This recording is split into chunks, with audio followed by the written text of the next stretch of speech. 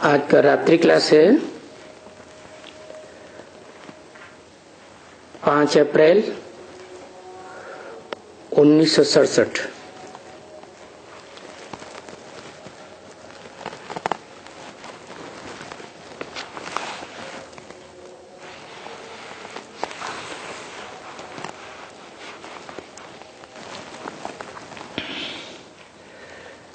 तो तुम बच्चे जानते हो कि अभी राम वो नहीं, कौन सा, त्रेता वाला।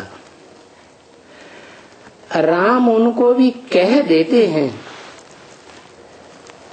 वास्तव में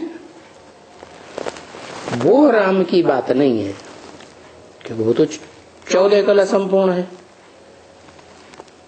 2 कलाएं कम हो गई। तो अभी कौन से राम की बात है? राम किसे कहा जाता है? राम का अर्थ क्या है? रम्यते योगिनो यस्मिन इति राम। योगी लोग जिसमें रमण करते हैं, खुश होते हैं, ज्ञान रत्नों से खेल खेलते हैं,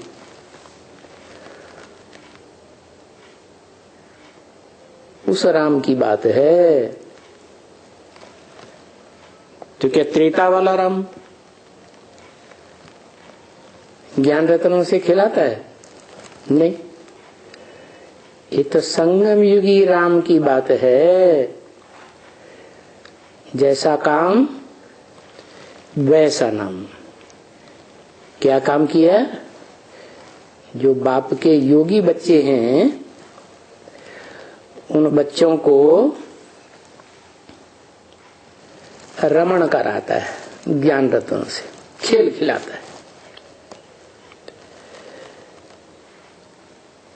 तो वो हुआ इस ब्रॉड ड्रामा का जो शूटिंग पीरियड है। ब्रॉड ड्रामा होने से पहले रिहर्सल का टाइम है ड्रामा का। वो टाइम को कहा जाता है सतयुग और कलयुग का संगम।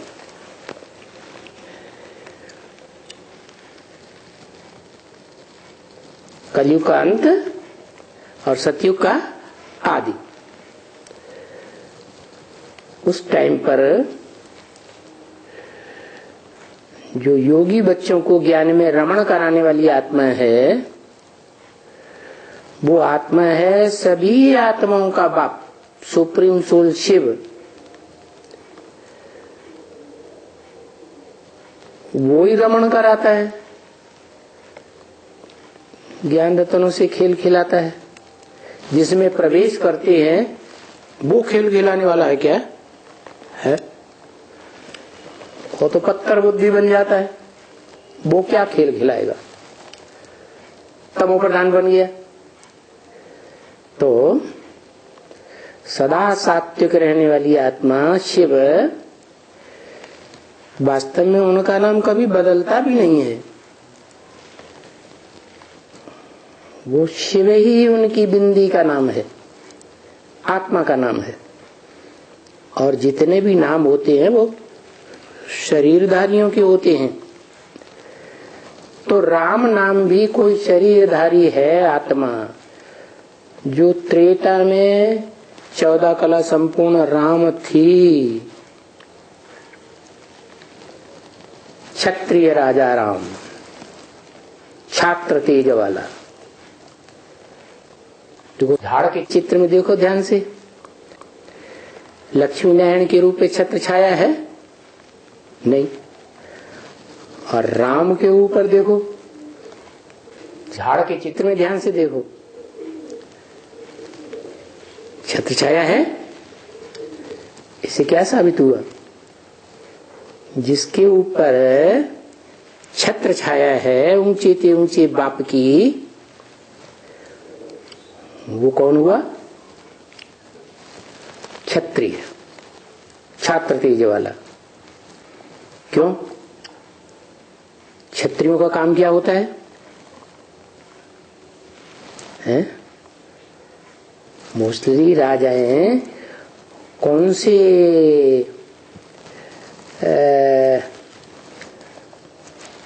कौन सी जाति के राजाएं बने हैं? ब्राह्मण धर्म वाले राजाएं थोड़े ही बने हैं, क्षत्रिय ही राजाएं बने। क्यों? राजा वो बनते हैं जो युद्ध में जीत पाते हैं। हार जाए तो राजा थोड़े ही बनेंगे। तो युद्ध करने वाले को क्षत्रिय कहा जाता है। कैसा युद्ध? युद्ध करते करते भाग जाने वाला नहीं। क्या? युद्ध करते करते भाग जाने वाला भी नहीं और शरीर छोड़ जाने वाला भी नहीं। युद्ध करते करते जीत पाने वाला। क्यों? उसकी सदा विजय होती है, जिसके ऊपर ऊंचे से ऊंचे बाप की छत्र छाया है। कौन है ऊंचे से ऊंचे बाप? आत्माओं का बाप, supreme soul, heavenly God father जिसे कहते हैं। परंतु क्रिश्चियंस तो जानते ही नहीं हैं कि निराकार ज्योति बिंदु हेवन की रचना करने वाला नहीं है। हेवन तो साकार है, साकार को रचने वाला साकार ही होगा ना। तो निराकार आत्माओं का बाप, आत्मा भी निराकार तो बाप भी निराकार। वो जब कोई साकार मनुष्य तन में प्रवेश करता है, ऐसी साकार आत्मा, मनुष्य आत्मा जो सारी मनुष्य सृष्टि का बाप है, बीज है, उसमें प्रवेश करके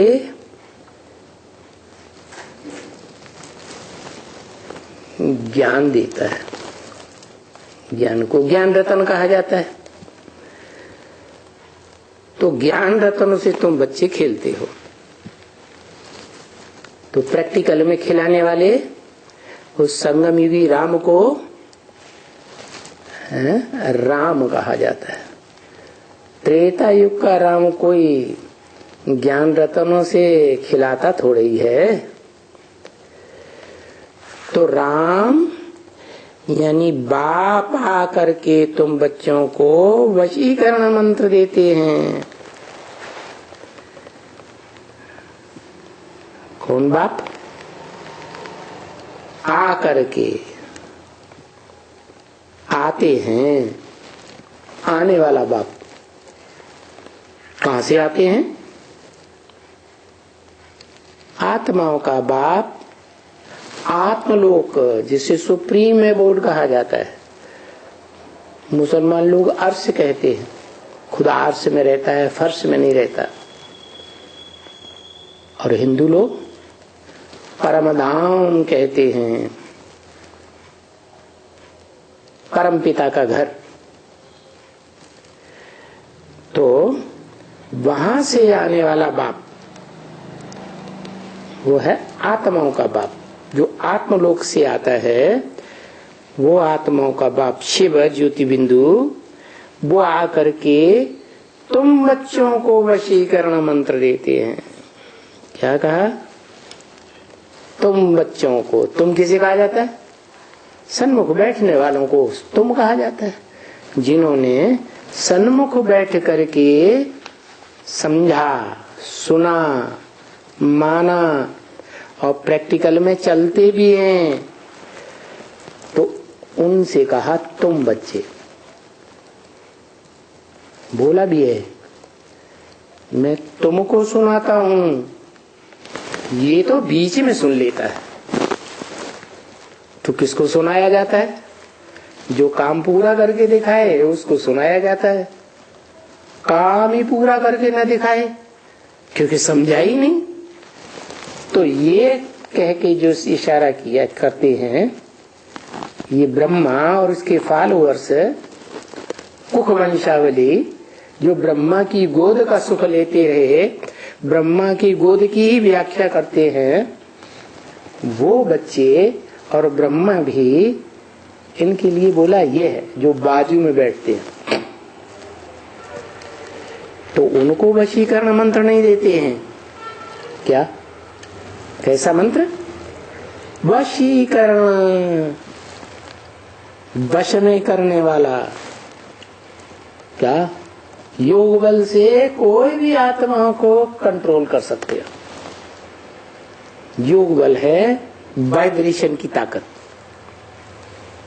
क्या? जो आत्मा सारे विश्व के ऊपर कंट्रोल करने वाली है, उसको भी वश में कर सकते हो। बताओ, दुनिया में कोई आत्मा है जो सारे विश्व को कंट्रोल करती है? अरे कम से कम एक स्लेट ले आओ मार्केट से। बोल नहीं सकते तो रुद्रमाला के वण के गूंगे होते हैं ना, तो बोल नहीं सकते हो तो लिख करके तो बता सकते हो। हैं? 2-3 प्लेटें ले आओ, हैं? खरिया ले आओ और लिख करके दे दो। कोई आत्मा ऐसी है इस संसार में जो सारी दुनिया की आत्माओं को वश में कर लेती है? कोई है या नहीं है? कौन है?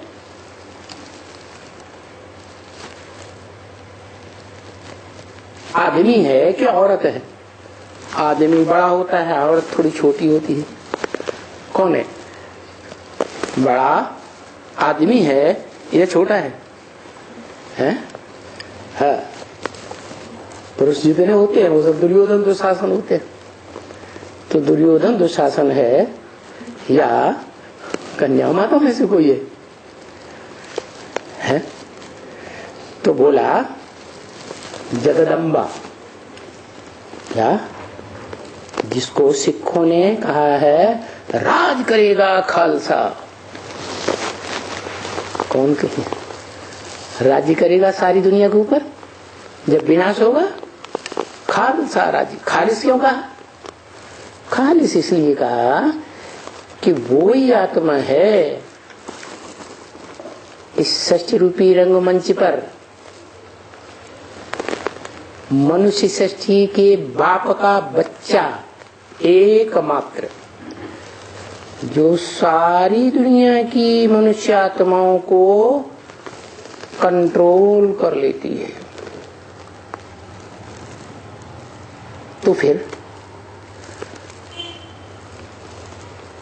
तो जगदम्बा के लिए बोला गया है। वैसे भी देखा जाए, अगर वसुधैव कुटुंबकम है तो बाप तो बीज रूप है, उसकी तो बात ही छोड़ो।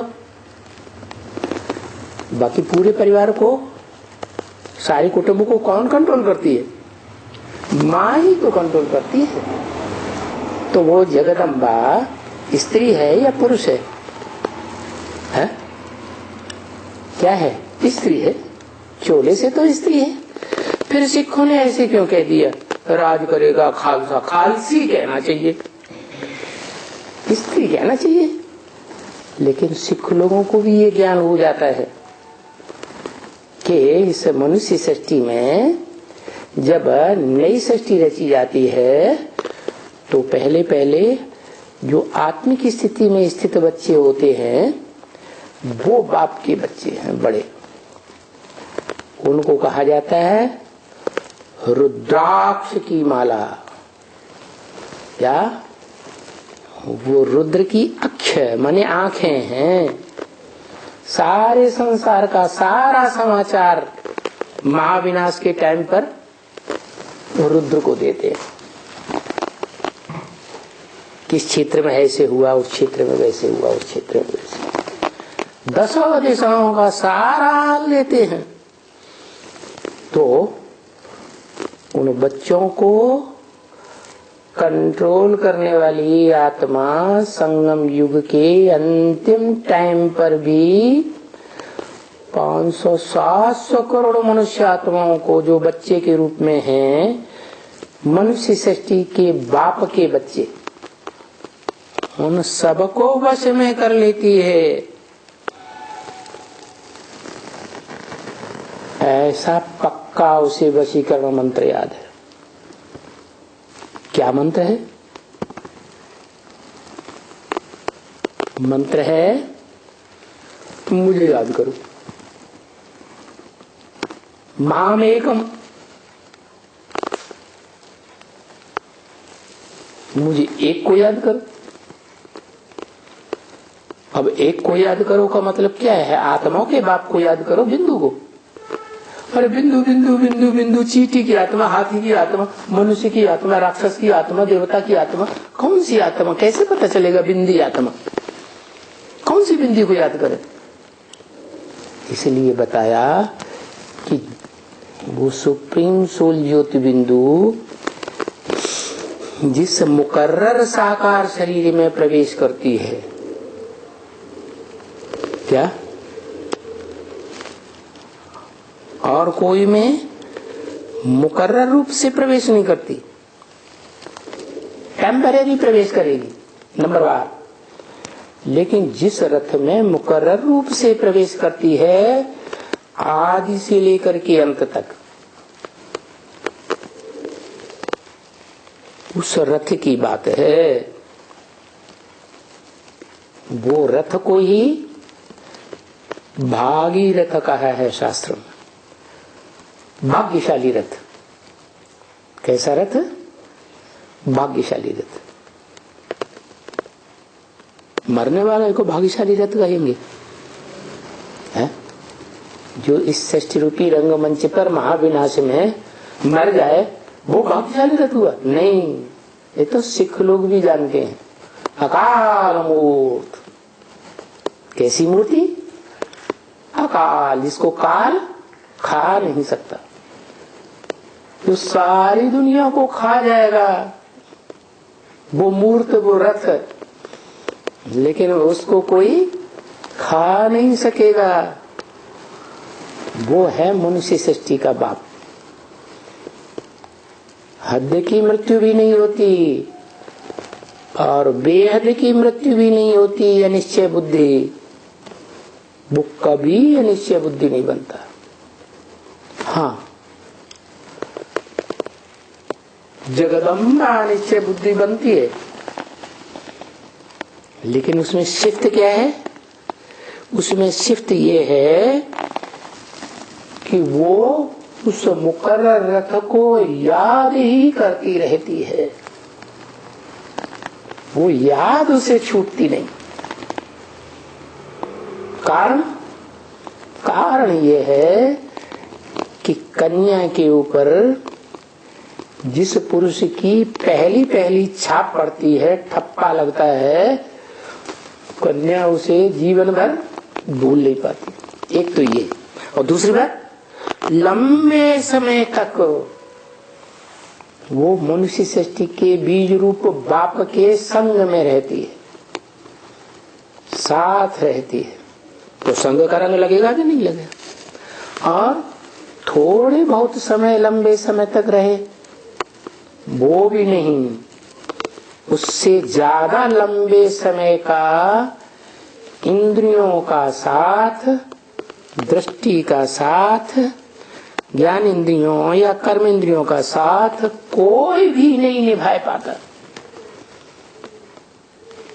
उसके मुकाबले सब अल्पकाल में रहते हैं।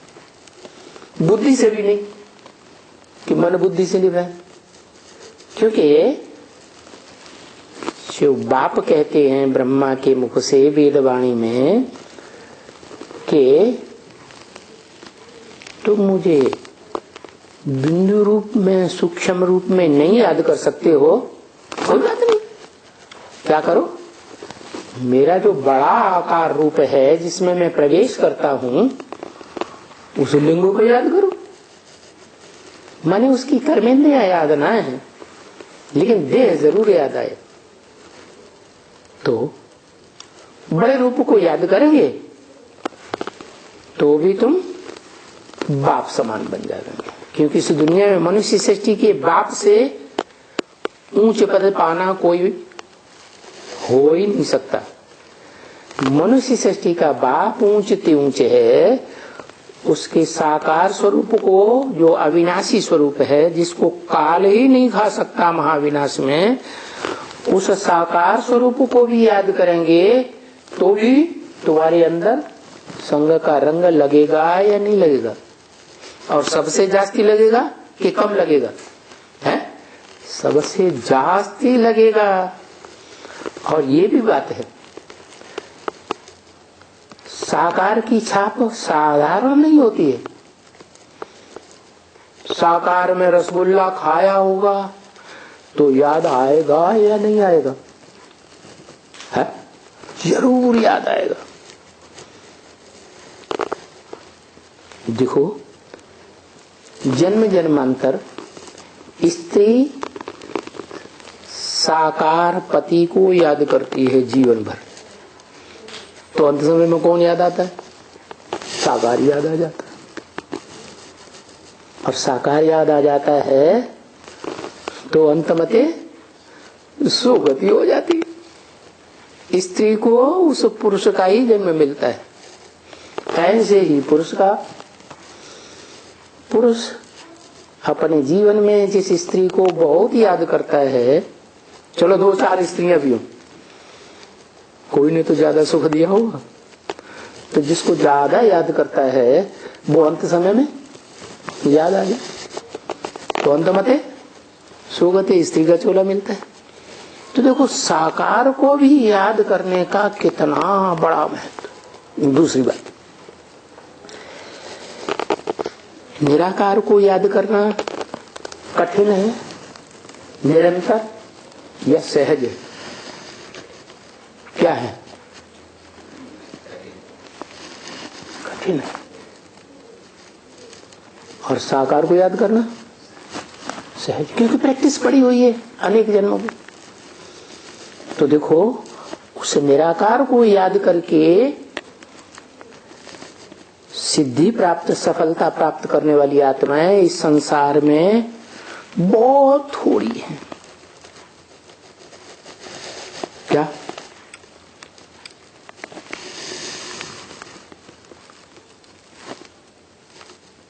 बाकी जितने भी मनुष्य आत्माएं हैं, ढेर की ढेर, वो सब साकार को याद करके और मुक्ति को प्राप्त कर लेते हैं। लेकिन ये अंतर है, निराकार को जो याद करते हैं वो क्षिप्रम भवति मुक्तात्मा, वो तीव्र गति वाले होते हैं, बड़ी तीव्र गति से पहुंच जाते हैं अपने लक्ष्य के ऊपर। और जो साकार को याद करने वाले होते हैं वो भले धीमी गति है लेकिन सिद्धि प्राप्त कर लेते हैं वो भी, लेकिन सहज सहज। तो भगवान आकर के जो सिखाते हैं वो क्या सिखाते हैं? सहज राजयोग सिखाते हैं या कठिन राजयोग सिखाते हैं? सहज सिखाते हैं। सहज होने का तरीका क्या बताया? साकार को पहचानो। क्या?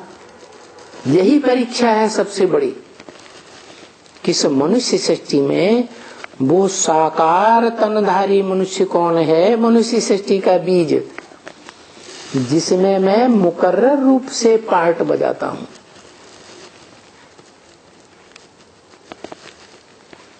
डायरेक्टर बन के पार्ट बजाता हूं। डायरेक्टर हमेशा पर्दे के पीछे रहता है, दिखाई तो किसी को पड़ता नहीं। हीरो, हीरोइन, एक्टर्स सब दिखाई पड़ते हैं, वो नहीं दिखाई पड़ता। तो मैं किस में पार्ट बजाए रहा हूं, किस साकार शरीरधारी में, ये बात को पक्का पक्का पहचान लेना। और फिर कभी मृत्यु पर्यंत, जब तक इस सृष्टि का विनाश हो, कभी न भूलना। इतना पक्का निश्चय बुद्धि हो जाए तो ऐसी आत्माओं को साकार में निराकार याद करने से, साकार शरीरधारी में निराकार ज्योति बिंदु शिव को याद करने से बहुत सहज हो जाता है। इसलिए तुलसीदास ने लिखा है, सगुण ही अगुण ही नहीं कछु भेदा। साकार और निराकार में कोई भेद नहीं है। उभय हरे भव संभव खेदा। दोनों ही इस संसार के दुख को हरण करने वाले हैं। निराकार भी हरण करने वाला है और साकार भी हरण करने वाला है। और निराकार साकार दोनों का कॉम्बिनेशन हो, जो हम ब्राह्मण लोग कहते भी हैं, बाप दादा कंबाइंड हैं, लेकिन ब्राह्मण समझ नहीं पाते हैं कौन से बाप दादा। देवभान में रहने वाले ब्राह्मण को वंशावली समझते हैं, रामकृष्ण शरीरधारियों को, लेकिन वो बात नहीं है। जो निराकार राम है और जो साकार राम वाली आत्मा त्रेता युग वाली भी है, जो संगम युग में मुकर्रर रथ का पार्ट बजाती है, दोनों ही आत्माएं एक टाइम ऐसा आता है कि निराकारी स्टेज वाली बन जाती है। शिव बाप कहते हैं, मैं तुम बच्चों को आप समान बना के जाऊंगा नंबरवार, तो कोई 100% भी तो बनता होगा। तो जो 100% निराकारी स्टेज में टिक जाता है, शिव बाप समान ही निराकार बन जाता है, उसकी संसार में शिवलिंग के रूप में पूजा होती है। क्या? किसकी पूजा होती है? क्या कहते हैं उसको? शिवलिंग। अरे जो ओरिजिनल शिव है सदा कल्याणकारी है, कभी अकल्याणकारी बनता ही नहीं। वो सदा निराकार रहने वाला सदा शिव है, या कोई और आत्मा है? कोई आत्मा है और इस संसार में जो सदा कल्याणकारी रहे? कोई नहीं। मनुष्य सृष्टि का बीज बाप भी नहीं, वो भी सारी सृष्टि का विनाश करा देता है। कल्याणकारी कहाँ हुआ? हाय हाय करके मरते हैं ढेर के ढेर, तो कल्याणकारी हुआ। लेकिन बताया है कि सदा कल्याणकारी बनकर के रहने वाला, पार्ट बजाने वाला किरदार आत्मा एक ही है, शिव। उसके नाम पर उसका, उसके काम पर उसका नाम शिव पड़ा। शिव माने कल्याणकारी। लेकिन शिव के समान एक आत्मा और भी है जो बन जाती है पुरुषार्थ करके।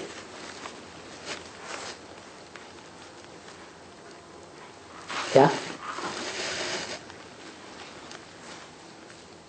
जो बन जाती है और सृष्टि के विनाश काल तक भी बन करके रहती है, और 2500 वर्ष और भी निराकारी स्टेज में रहती है। उससे ज्यादा लंबे समय तक निराकारी स्टेज में कोई रह ही नहीं सकता। तो वो उस वशीकरण मंत्र को जो याद कहा जाता है, योग का मंत्र कहा जाता है, महामंत्र कहा जाता है, मन मना भव, मेरे मन में समा जा। वो कहने वाला शिव नहीं है। शिव को मन है? वो तो असोचता है, उसको मन है ही नहीं, तो कहेगा कैसे मेरे मन में समा जा? तो जिसमें प्रवेश करता है वो साकार मनुष्य सृष्टि का बाप कहता है मेरे मन में समा जा। वो मनन चिंतन मंथन करने वाला मन भी है। मनुष्य सृष्टि के बीच में क्षिप्र बुद्धि तो है ही, बहुत तीक्ष्ण गति वाला है। क्षिप्र माने तीक्ष्ण गति वाला। जैसे और धर्म पिताएं हैं, चाहे वो ब्रह्मा हो, इब्राहिम हो, बुद्ध हो, क्राइस्ट हो, कोई भी धर्म पिता हो, वो निराकार को याद करते हैं, साकार को याद करते हैं? तो निराकार को याद करते हैं, तो साकार को पहचान ही नहीं पाते। जो विधर्मी धर्म पिताओं में सबसे मुख्य सृष्टि के आदि वाला ब्रह्मा है, वो ही बाप को नहीं जान पाता बहुत लंबे समय तक। तो और दूसरे बाद में आने वाले कैसे जानेंगे? वो तो आते ही हैं आधा कल्प के बाद, इब्राहिम, बुद्ध, क्राइस्ट आदि। तो जब बाप को जानते ही नहीं है तो याद कैसे करेंगे? न निराकार को सही तरीके से पहचान पाते, न साकार को पहचान पाते। और यहाँ तो साकार निराकार का कॉम्बिनेशन है दोनों ही आत्माएं। एक है आत्माओं का बाप और दूसरा है साकार मनुष्य आत्माओं का बाप। दोनों आत्माएं हैं, लेकिन एक बाप के रूप में और दूसरा किस संबंध में? आत्माओं के बीच। उसको क्या कहा जाए? 500 करोड़ आत्माओं का के बीच में, वो आत्माओं के बीच में शिव बाप का बड़ा बच्चा है ना, है या नहीं है? तो जो बड़ा बच्चा है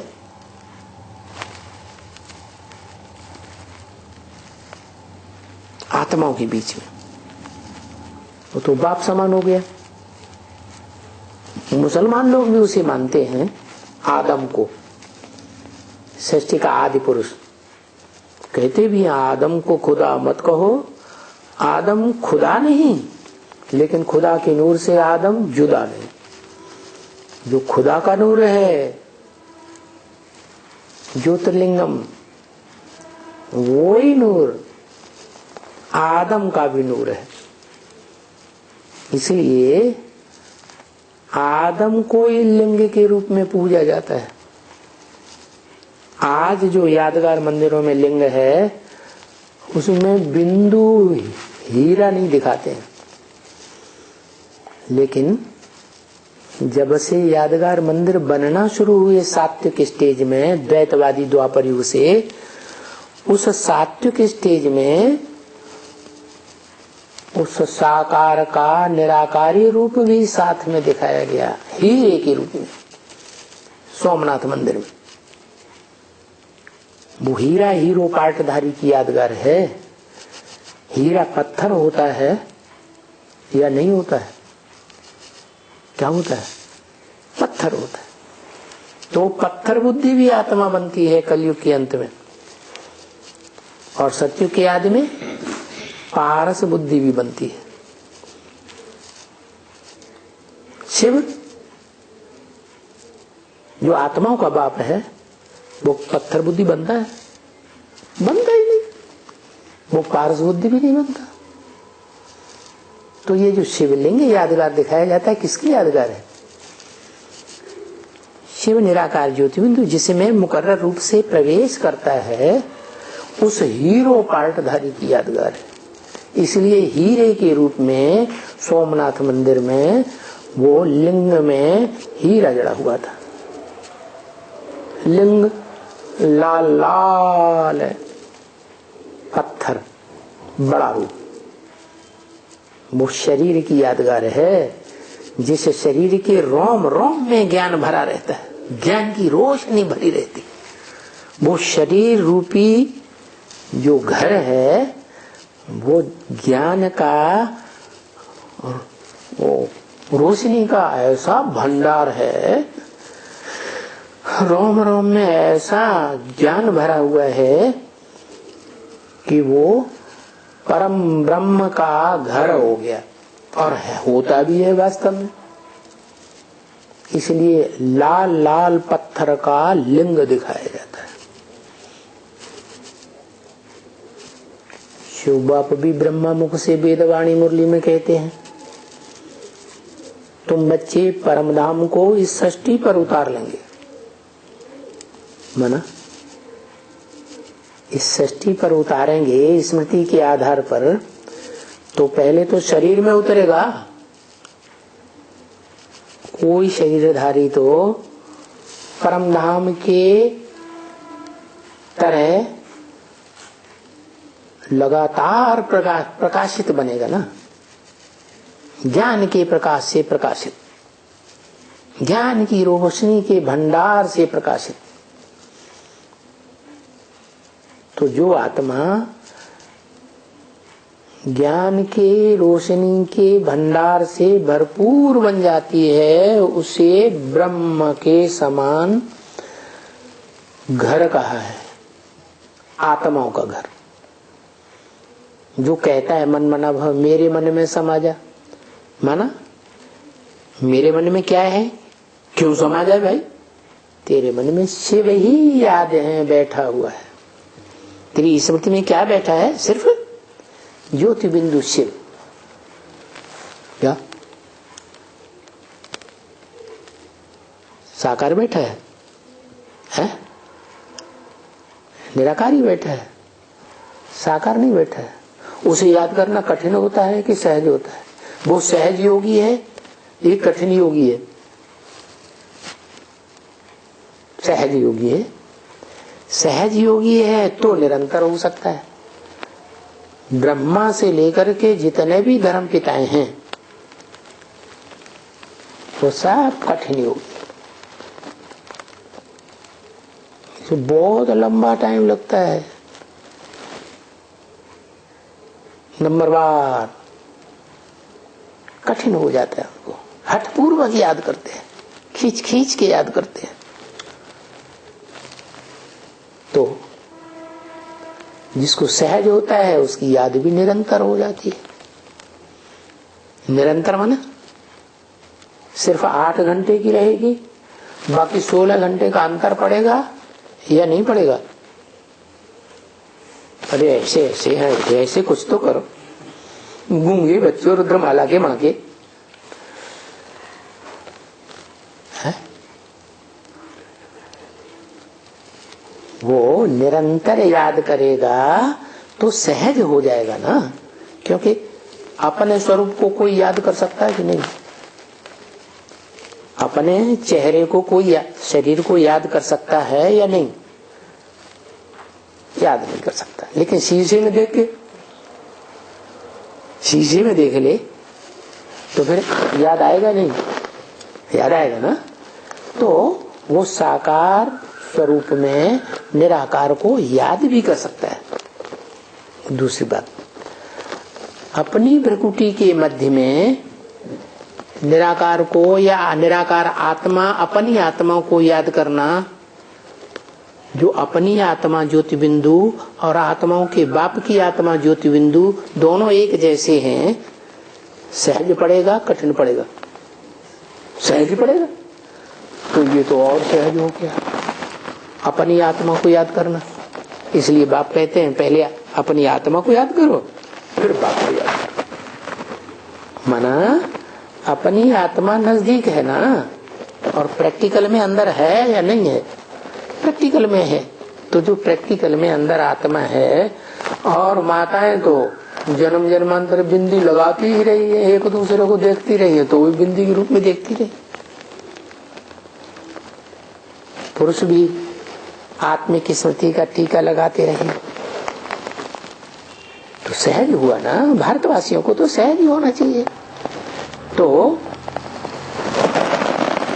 वो जो मनुष्य सृष्टि का बाप है उसके लिए अपने ही साकार स्वरूप में निराकार को याद करना बहुत सहज हो जाता है।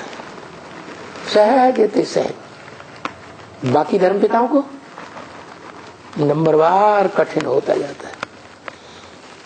इसलिए वो इतना निराकारी स्टेज में नहीं रह सकते कि विनाश काल में निराकार को याद रख पाए।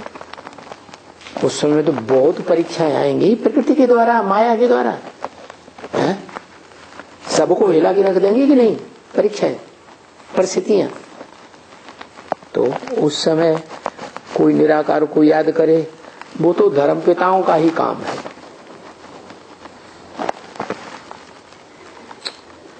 वो धर्म पिताएं जो मुख्य हैं, जैसे ब्रह्मा चंद्रवंशियों का बाप, इब्राहिम इस्लाम धर्म का बाप, बुद्ध बौद्धियों का बाप, क्राइस्ट क्रिश्चियंस का बाप, और उनके सहयोगी धर्म पिताएं भी आते हैं बाद में, वो भी नंबरवार है। तो वो सर्व धर्म पिताएं बड़े बड़े हठ योगी, मारी ईर्ष्या के उस साकार को मानते ही नहीं और कहते हैं वो याद कर सकता है तो हम निराकार को याद क्यों नहीं कर सकते? नहीं मानेंगे, नहीं मानेंगे, नहीं मानेंगे, और वो हट कर लेते हैं। तो क्या होता है, उनकी हट भी पूरी होती है। निराकार को याद करने से वो तीव्र गति से चढ़ते हैं ऊंची स्टेज में, लेकिन बहुत ऊंचे नहीं जा सकते,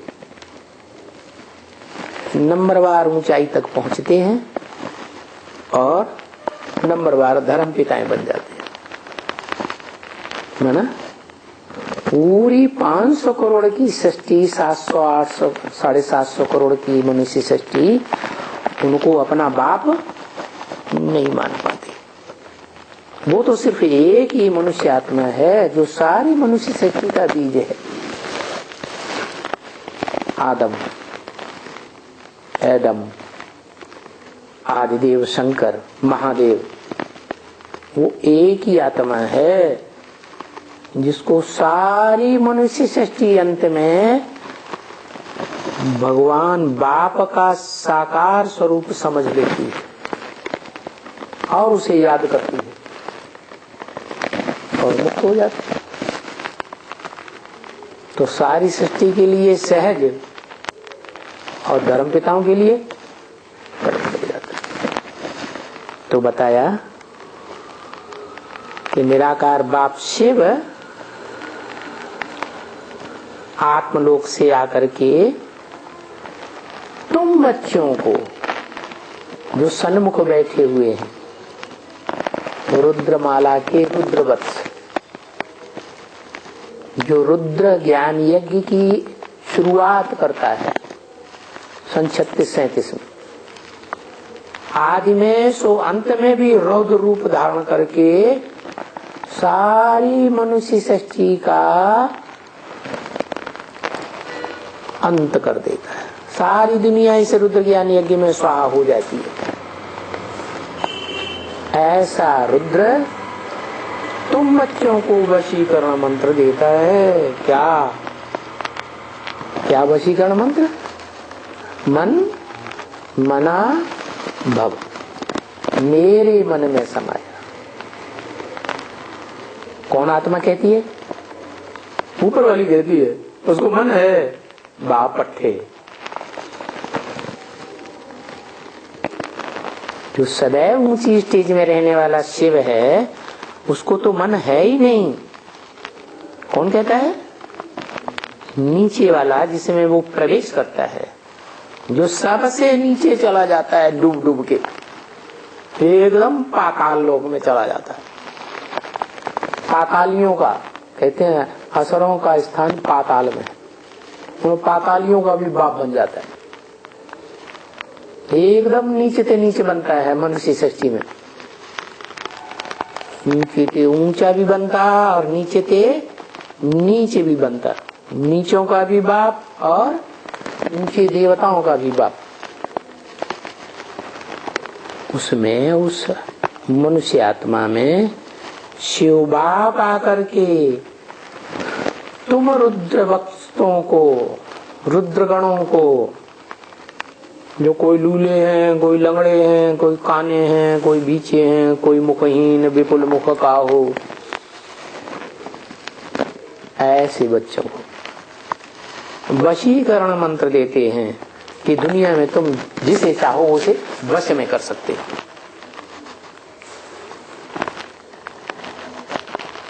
किस लिए देते हैं? ये वशीकरण मंत्र देने का कारण क्या है? इसलिए देते हैं कि तुम बच्चे माया जीते जगत जीत बन जाओ। क्या? जितना वशीकरण मंत्र का उपयोग करेंगे योग बल के आधार पर, जो तुम्हें वशीकरण मंत्र मिलता है, तो तुम माया को जीत सकते हो। पूरा नहीं जीतेंगे, नंबरवार थोड़ा बहुत तो जीतेंगे, नहीं जीतेंगे? जीतेंगे। तो जितना माया को जीतेंगे उतने जगत जीत बन जाएंगे। जैसे 8 दिग्पाल माने गए हिंदू शास्त्रों में कि वो 8 दिशाओं को जीत लेते हैं नंबरवार। कोई उत्तर दिशा का, कोई दक्षिण दिशा का, कोई पूर्व दिशा का, कोई पश्चिम दिशा का। उन 4 दिशाओं के कोण में भी 4 बैठे हुए हैं। क्या वहा? तो ऊपर वाला भी और फिर नीचे वाला भी अलग है। तो 10 दिशाओं को कंट्रोल करने वाले हैं वो नंबरवार हैं। तो बता दिया किस लिए वशीकरण मंत्र देते हैं कि तुम क्या करो, जगत जीत बन सकते हो। सारे जगत को जीतने वाले क्या बन सकते हो? जगन्नाथ बन सकते हो। बन सकते हो कि नहीं है? और कुमारों को तो खास बोला है। क्या बोला है? कुमार जो चाहे इसको कर सकते हैं। सारी दुनिया को सारे जगत को जीतना चाहें तो जगत को भी जीत सकते हैं। जगदम्बा को जीत सकते हैं। हाँ, क्यों? जो चाहे सो कर सकते हो तो क्या नहीं कर सकते? सबको जीत सकते। काहे से? वशीकरण मंत्र से। माया जीते जगत जीते। क्या? माया बड़ी बुद्धिशाली है, शक्तिशाली नहीं है। दुनिया में सबसे जास्ती शक्तिशाली है जगदम्बा। क्या? माया बेटी जो है ना, वो जगदम्बा की बड़ी बच्ची है या छोटी बच्ची है? बड़ी बच्ची है।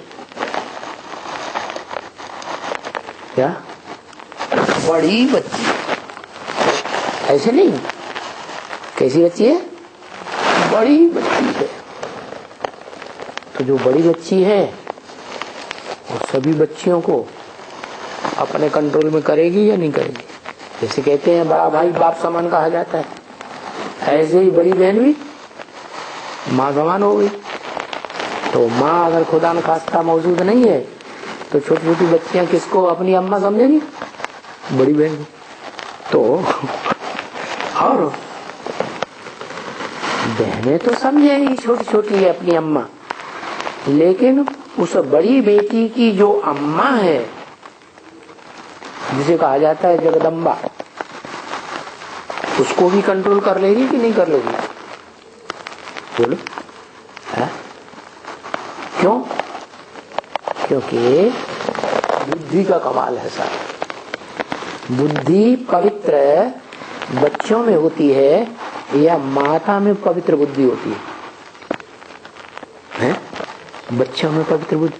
बच्चों में भी जो बच्चियां हैं उनकी और ज्यादा पवित्र बुद्धि होती है, और वो है माया, बड़ी बेटी। तो जगदम्बा माता को भी कंट्रोल कर सकती है कि नहीं कर सकती है? कर सकती है और कर लेती है। माया बड़ी ठगनी है, चालाक है। देखती है कि मैं माया बेटी तो हूँ, मेरे अंदर 5 विकारों की माया तो भरी हुई है, मैं अपने को रोक नहीं पाती, इसलिए बाप के ऊपर भी माया फैलाती है। क्या बनती है, क्या बन जाती है, कैसी माया फैलाती है? अंदर अंदर से ये माया फैलाती है कि ये बाप भी मेरे कब्जे में आ जाए और मैं इसके साथ जो चाहूं सो करूं। ऐसी माया बेटियां होती है कि नहीं दुनिया में? होती हैं।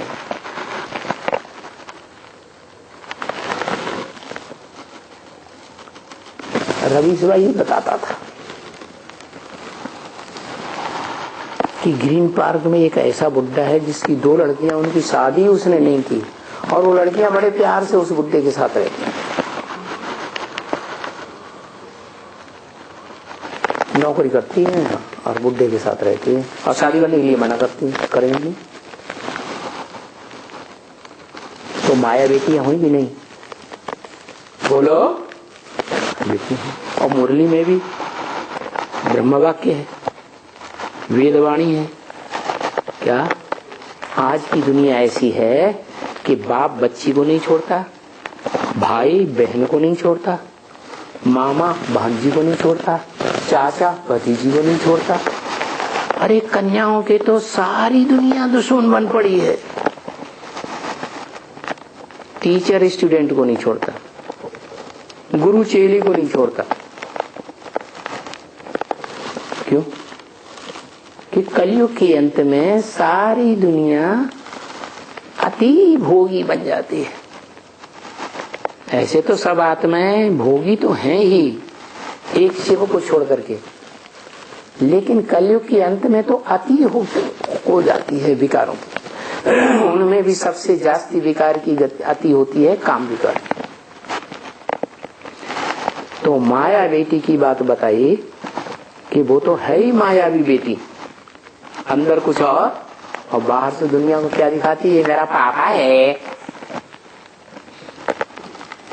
और जो नजदीक आने वाले होंगे वो तो जान ही जाएंगे तुम्हारा पापा है कि क्या है। तो माया बेटी जब देखती है कि ये पापा मेरे कंट्रोल में नहीं आता है, जैसे मैं चाहूं वैसे इसको यूज नहीं कर सकती हूं, तो युक्ति अपनाती है। कब युक्ति अपनाती है?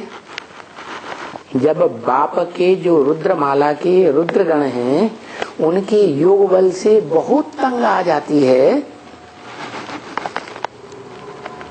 थक जाती है, यहाँ तक कि स्थूल शरीर भी छोड़ देती है, तो फिर सूक्ष्म शरीर धारण करके बुद्धि भी तीक्ष्ण हो जाती है, सूक्ष्म शरीर भी ज्यादा ताकतवर बन जाता है।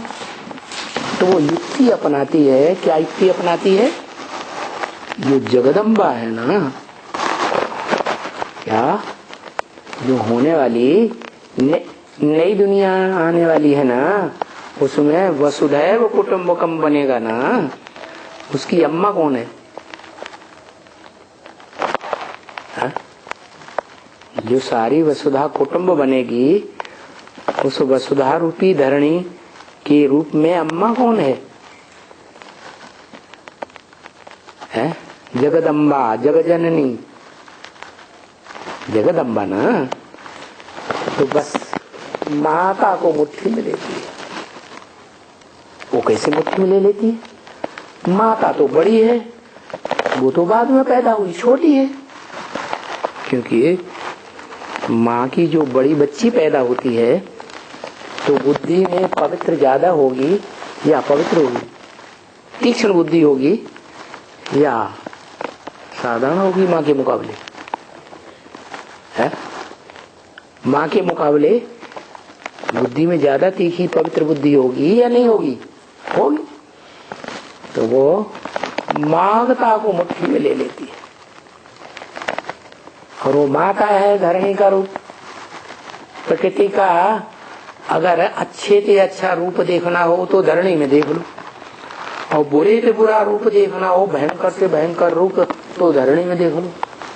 क्योंकि ये धरणी माता जो है, पृथ्वी जब विकराल रूप धारण करती है, तामसी बड़े बड़े भूकंप लाती है, तो दुनिया की ज्यादा परसेंटेज में आबादी खलास कर देती है। भयंकर हुई ना, बहुत ताकतवर है। तो उस ताकतवर से, जगत जननी जगत माता से वो क्या करती है, हाथ मिलाई देती है। माया बेटी को अपने कंट्रोल में कर लेती है। फिर तो डबल ताकत हो गई, अम्मा की भी ताकत और बड़ी बेटी की भी ताकत। अम्मा के कंट्रोल में भी बच्चे आ जाते हैं और बड़ी बेटी भी साथ में मिल जाए तो और कंट्रोल बढ़िया हो जाता है। तो बस सारी ब्राह्मणों की दुनिया में, चाहे वो कोई कुरी के ब्राह्मण बनने वाले हों, 9 कुरियों के ब्राह्मण गाए जाते हैं।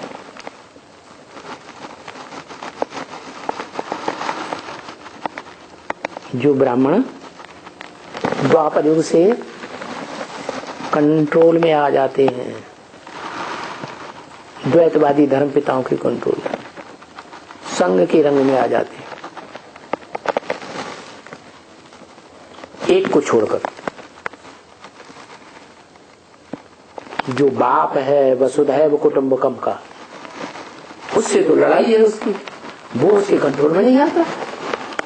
तो क्या करती है, खूब लड़ाई लड़ती है, खूब आक्रमण करती है। तो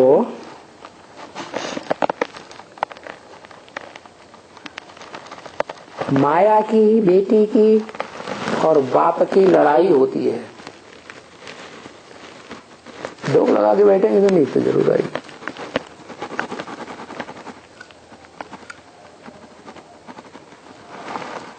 क्या लड़ाई होती है, और उस लड़ाई में क्या होता है, सारी दुनिया एक तरफ हो गई, सारा परिवार ब्राह्मणों का एक तरफ हो गया। 9 कुरियों के ब्राह्मण एक बाप को छोड़ करके सारे एक तरफ हो गए। शूटिंग पीरियड में यज्ञ के आदि में भी ऐसे ही होता है, सारी दुनिया एक तरफ और बाप दूसरी तरफ। माया बेटी और जगदम्बा सब बच्चे, चाहे वो कोई कुरी के ब्राह्मण हो, सारे तुरी एक तरफ चले जाते हैं। आगे सो अंत में भी ऐसे ही होता है। जब परम ब्रह्म आदि ब्रह्मा की 100 साल की आयु 76 में पूरी होती है, तो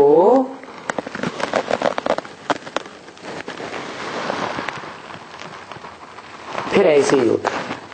कैसे, जैसे यज्ञ के आदि में हुआ था, सारी दुनिया ब्राह्मणों की एक तरफ, दूसरी आत्मा राम वाली आत्मा एक तरफ, और सारा ब्राह्मण 9 कुरी के ब्राह्मण मिलकर के दूसरी तरफ। ऐसे हो जाता है। फिर 40 वर्ष के बाद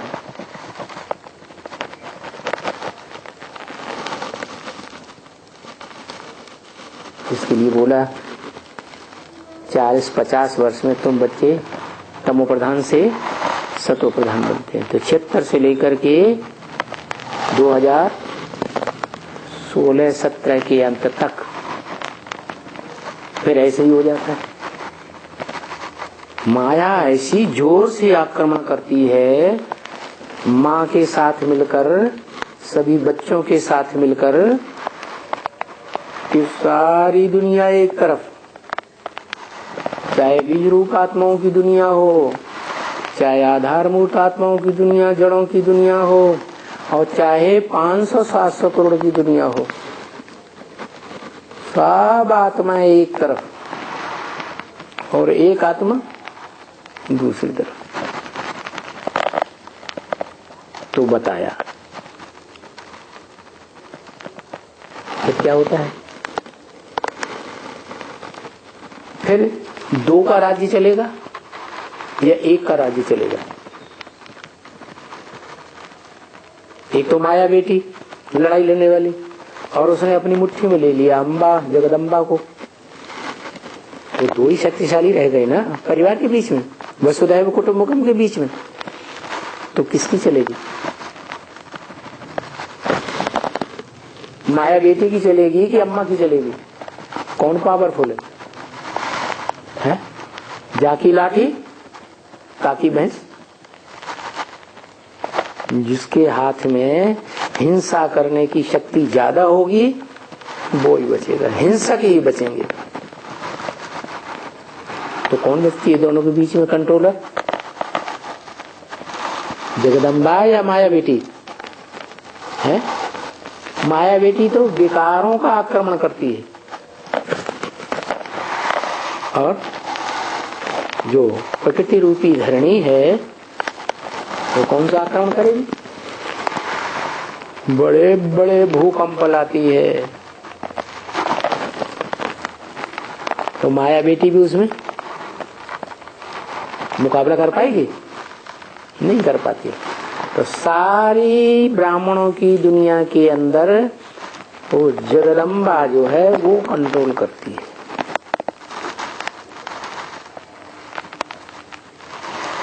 तो माया जीते जगत जीत। पहला जगत जीत तो बाप को, और दूसरा जगत जीत कौन?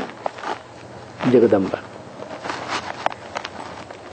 तो गोया मन को वशीकरण से माया जीत।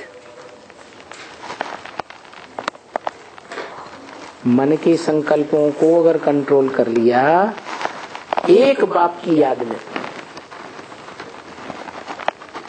तो क्या होता है?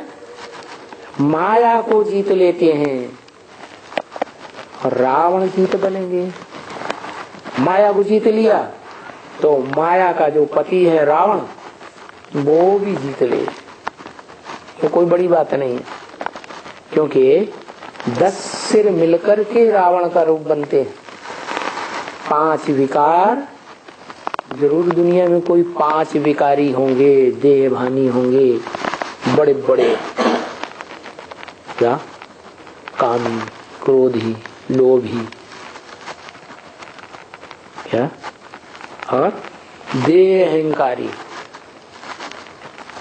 ये 4 ही है। रावण के सिर पर गदा दिखाया जाता है, देह अभिमान की धूल में मिट्टी में लौट जाता है घड़ी घड़ी। दूसरा कामी, तीसरा क्रोधी, और फिर लोभी। तो रावण जीते जगत जीत, माया जीते जगत जीत।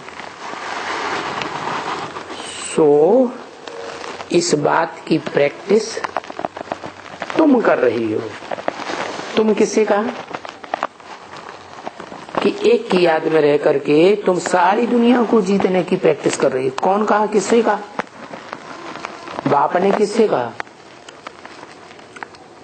है? तुम कर रही हो। कोई स्त्री से कहा कि कोई पुरुष से कहा है? फीमेल है ना। फीमेल होते हुए भी रुद्रमाला का मणका है या नहीं है? जगदम्बा से कहा। ओम रामकृष्ण परमहंस गुरु है और विवेकानंद उसका चेला है। और बेहद में परमहंस है शिव, उससे बड़ा कोई हंस है नहीं। क्या? और राम वाली आत्मा है, राम वाली असली आत्मा तो वो है संगम युगी। रम्यते योगिनो यस्मिन् नीति राम, जिसमें योगी लोग रमण करते हैं वो राम है, वो तो शिव हो गया। और वो जिसमें प्रवेश करता है वो हो गया त्रेतायुगी राम, मनुष्य सृष्टि का बीज। वो हो गए दोनों रामकृष्ण परमहंस। लेकिन कृष्ण शब्द जुड़ा हुआ है इसलिए ब्रह्मा बाबा इधर आ गए। तो वो राम और वो कृष्ण, उसमें वो बैठा हुआ परमहंस। ब्रह्मा बाबा भी परमहंस का पार्ट बजाया प्रैक्टिकल में। विष नहीं पिया, भले बच्चों को गोद में खिलाया लेकिन विष नहीं पिया, तो रामकृष्ण हो गया ना, परमहंस हो गया ना।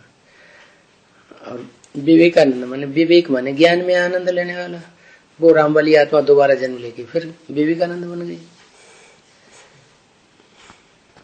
कपिल मुनि जी महाराज सांख्य शास्त्र प्रणेता, पहले यह बनता है फिर तुम बनते हो। पहले यह बनता है माने ब्रह्मा बाबा, पहले 16 कला संपूर्ण बनता है, उसका बाप बाद में बनता है। 16 कला कहाँ बनता है? देवता तो बनता नहीं, 16 कला तो कलातीत रहता है, वो भी नहीं रहता, उसमें प्रवेश करने वाला रहता है कलातीत, वो तो विषपाई है। 16 कला संपूर्ण देवता कैसे?